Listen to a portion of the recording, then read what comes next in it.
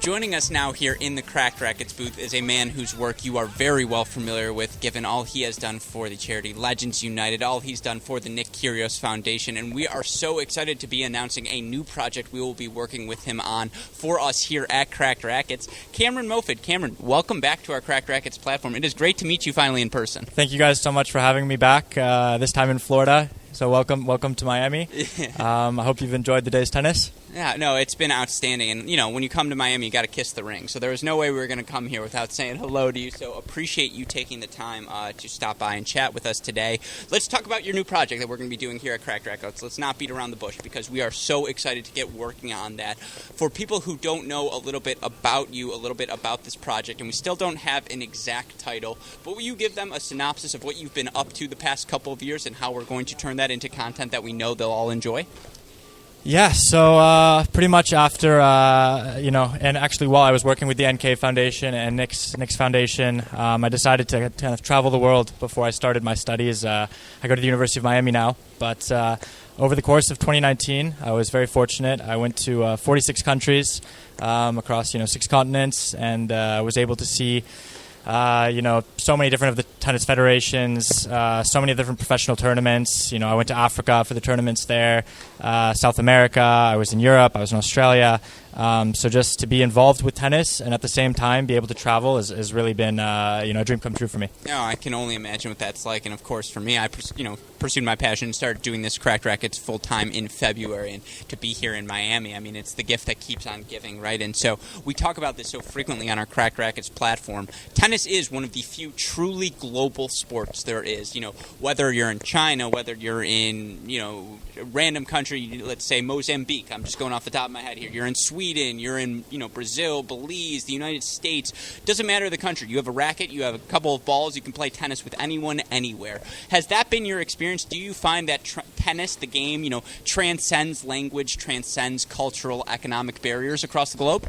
Yeah, without a doubt. I mean, when I was, in all of these countries and all of these different federations, a lot of times I would honestly just go on Google and look up, where the federation was or the biggest tennis clubs were. Which is awesome. Yeah, and I would just show up, and a lot of times in my flip-flops or whatever, and someone would just give me, a racket and some balls, and I'd play with some of the juniors or some of the senior players or some of the pro players. In Madagascar particularly, that was one of my most memorable ones. I was able to play with one of the Davis Cup players, the federation there. So, just forming relationships through tennis. I think tennis has no language.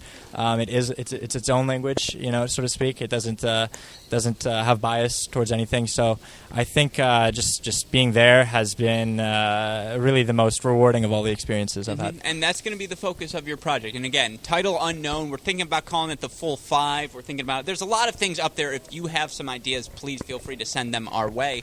But again, that's going to be the theme, right? Is you want to touch on your experiences across the globe? Yeah, all over the world. I mean, tennis has kind of been the genesis of my life and my travels and really everything that I've done has been kind of through the lens of a tennis player. And so whether I was at professional tournaments like this one, with some of the best players in the world and getting to spend some time with them, or with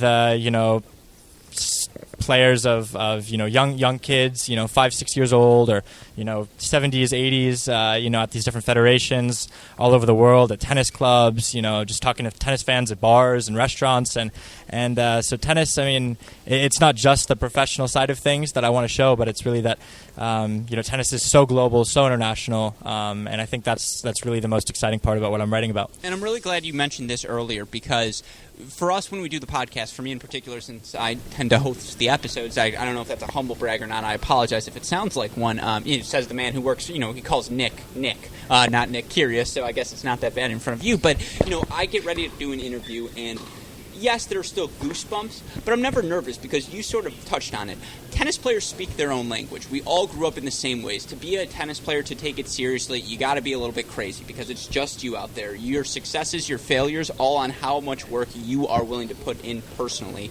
And so, again, going across the country, just, experiencing all these things, again, what sort of experiences in particular should our fans be expecting when they hear? Because I believe you journaled all of your travels, correct? Yeah, I mean, it's definitely a wide variety of things. Some things more closely related to tennis than others. Well, but the reason, not to cut you off, I'm glad you say that because tennis players are still humans, right? You got to experience everyday life of a tennis player as well. Yeah, I mean, whether it's nightlife. I mean, in all honesty, I love going out. I love having a good time with my friends, and so whether it's been doing that with the players and going out to some clubs or some bars or for dinner, or whether it's showing up, and just kind of talking with young kids and listening about their dreams to become the next Roger Federer. And I remember when I was in Kenya, there was a bunch of kids from an urban slum, one of the biggest urban slums in the world. I think the biggest, actually. And they were telling me how they walk, 4 or 5 miles. They string their own rackets with not even real string, with, Chinese barbed wire. And their dreams to one day, they were watching Monte Carlo when I walked in, and I said, I was actually there a few weeks ago, and they couldn't believe it, and so just to kind of hear them express and outline what they want to do one day and their dreams, as those types of experiences too, I think are something I'm definitely going to get into as well. Yeah, and again, I'm so looking forward to this series because you get the experience, the global aspect of the sport. Again, it transcends race, it transcends class, it transcends language, all of these different things, and so I know we are all so excited for that.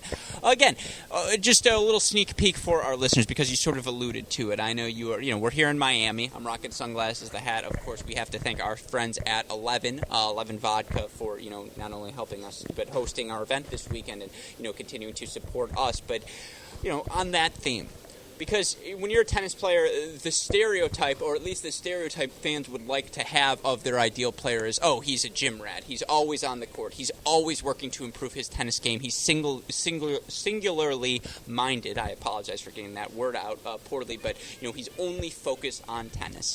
That's just not the case, right? These tennis players, beyond being tennis players, they're still people. No, I mean, tennis teaches you a lot of things. I mean, in particular, the work ethic. I mean, I grew up playing at Sanchez Casal. That's where I graduated from high school, actually, at a tennis academy in Florida.